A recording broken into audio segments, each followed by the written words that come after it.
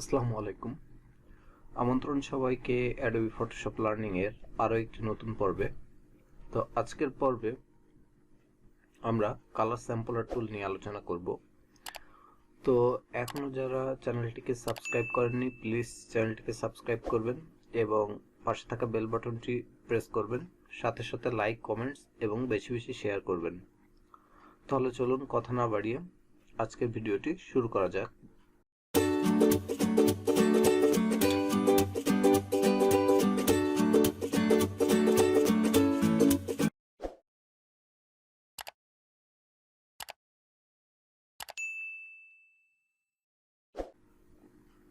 তো colour sampler টুল বিষয়টা কি বা কেমন ভাবে এই কালার স্যাম্পলার টুলটা কাজ করে বা আমাদের কেন কালার স্যাম্পলার টুল সম্পর্কে জানা প্রয়োজন।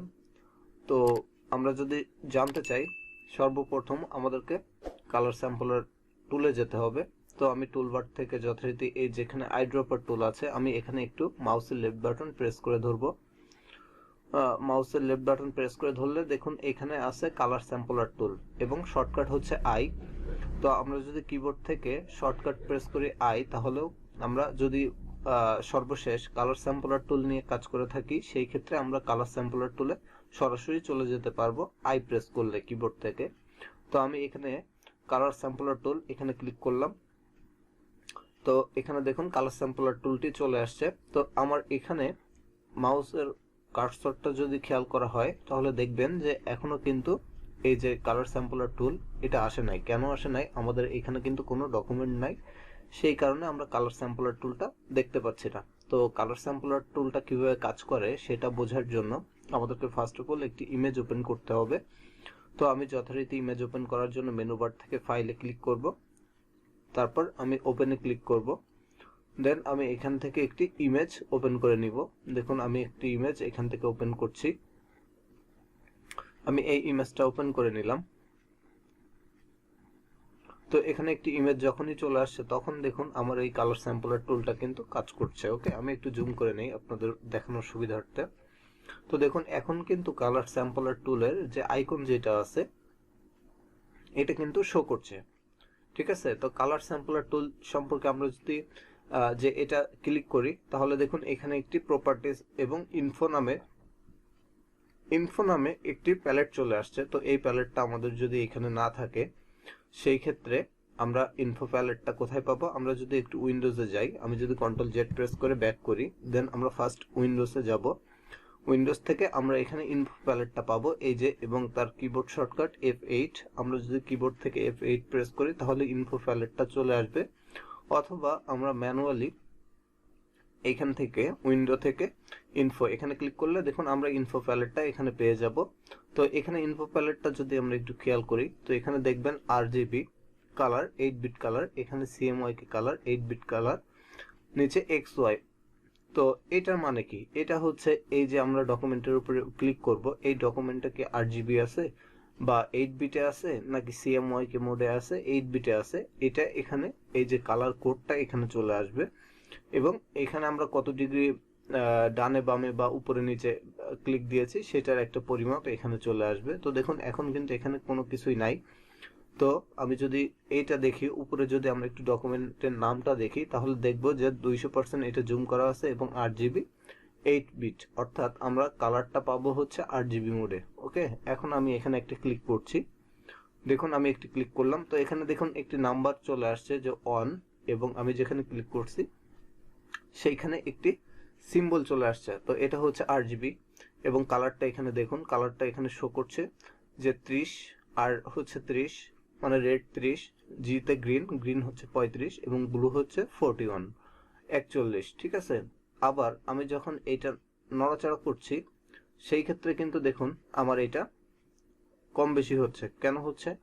তো আমি একটু পরে আপনাদেরকে বুঝাচ্ছি যে এটা কেন কম বেশি হচ্ছে। তো আমি যখন ফার্স্ট ক্লিক করছি এই জায়গাটার কালার হচ্ছে এই যে আর দেখুন 22, গ্রিন হচ্ছে মানে আর হচ্ছে রেড 22, জিতে হচ্ছে গ্রিন হচ্ছে 27 এবং ব্লু হচ্ছে 33। ওকে, আমি দেখুন এখানে যদি ক্লিক করি একটা, এটা হচ্ছে আমার সেকেন্ড কালার।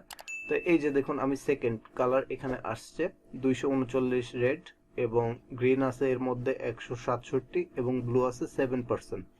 ঠিক আছে, এবার আমি যদি এদিকে ক্লিক করি, এই কালারটাতে ক্লিক করি, তাহলে দেখুন এখানে চলে আসছে আর আছে 107, জি আছে 107 এবং ব্লু আছে 107। দেন আমি আরেকটা ক্লিক করব, আমরা 4টা ক্লিক করতে পারবো, আমরা 4টা দিলাম।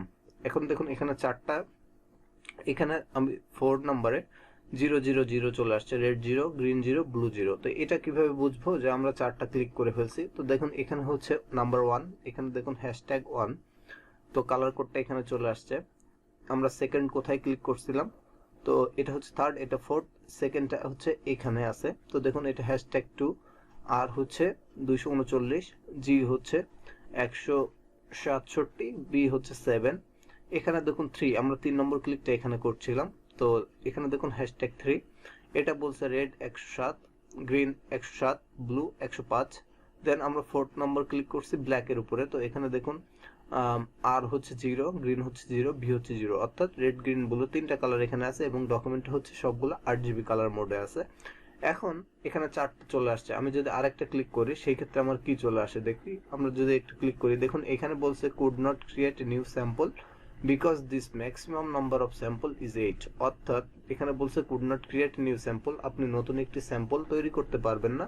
বিকজ, কারণ the maximum number of sample is 4, এখানে সর্বোচ্চ আপনি কাউন্ট করতে পারবেন বা নিতে পারবেন 4টা স্যাম্পল। তো এখানে কিন্তু আমরা 4টা স্যাম্পল পেয়ে গিয়েছি। এখন আমরা এই যে কালার কোডটা এখানে পেলাম, এই কোডটা যদি আমরা অ্যাপ্লাই করি তাহলে কিন্তু আমরা আমাদের কালারটা এখানে এই যে কালারটা এটা নিতে পারবো। তো সেটা দেখার জন্য আমরা দেখুন এখানে একটি আমি ব্যাকগ্রাউন্ড কালার, এখন কিন্তু ভিন্ন একটি কালার আছে। তো আমি জাস্ট এই ব্যাকগ্রাউন্ড কালারের উপর ডাবল ক্লিক করলাম, দিয়ে কালার প্যালেট চলে আসছে। তো আমরা ভ্যালুটা একটু দিয়ে দেই। এইখানে দেখুন আমরা থার্ড যে কালারটা নিয়েছিলাম, এই কালারটা, এই যে অ্যাশ কালারটা, এটা কিন্তু আমরা চাইলে আইড্রপার দিয়ে পিক করতে পারি, অথবা এটা হচ্ছে কালার স্যাম্পলার টুলের মাধ্যমে আমরা কালার কোডটা পিক করতে পারবো যে সেটা RGB মোডে আছে না CMYK মোডে আছে। তো এখন থার্ড যে কালারটা আছে 107, 107, 105, রেড, গ্রিন, ব্লু, তো আমি ভ্যালুটা এখানে দিয়ে দিচ্ছি। দেখুন 107, 107, দেন এখানে গ্রিনে দিয়ে দিচ্ছি 107, দেন আমি ব্লুতে দিয়ে দিচ্ছি 105, 105। দেন আমি যদি এখন ওকে প্রেস করি তাহলে দেখুন আমার নিচে কিন্তু সেম কালারটা। তো এটা যদি আমি বুঝতে চাই, আমি এখানে জাস্ট একটা শেপ নিয়ে দেখাচ্ছি আপনাদেরকে। আমি এখানে একটি শেপ নিচ্ছি এবং এটা ফরগ্রাউন্ডে করে দিচ্ছি কালারটা।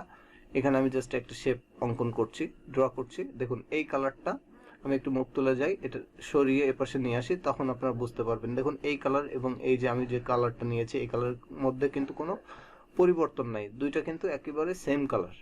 ঠিক আছে, তো কালার স্যাম্পলার টুলটা মূলত এইভাবে কাজ করে। নিয়ে আপনি এই কালারটা চাইলে আবারও, আমরা কিন্তু কালার আইড্রপার টুলে দেখছি যে আমরা কিভাবে সংগ্রহ করতে পারি সোয়াচে। তো চাইলে কিন্তু আমরা এই কালারটা সংগ্রহ করতে পারবো সেম একইভাবে। এখান থেকে এই যে create a new colour, swatch colour, এখানে আমরা যদি ক্লিক করি তো এইটা কিন্তু আমাদের কালার হিসেবে এখানে আমরা অ্যাড করে নিতে পারবো। ঠিক আছে, তো এই ছিল মোটামুটি কালার স্যাম্পলার টুলের কাজ। তো আশা করছি আপনাদের কালার স্যাম্পলার টুল সম্পর্কে বুঝতে কোথাও প্রবলেম হয়নি। আর যদি কোথাও প্রবলেম হয়ে থাকে বা আপনাদের কোনো প্রশ্ন থেকে থাকে অবশ্যই কমেন্টের মাধ্যমে জানাবেন। তো আগামী পর্ব দেখার আমন্ত্রণ রইল। আজকের পর্বটি এখানে শেষ করছি। আল্লাহ হাফেজ।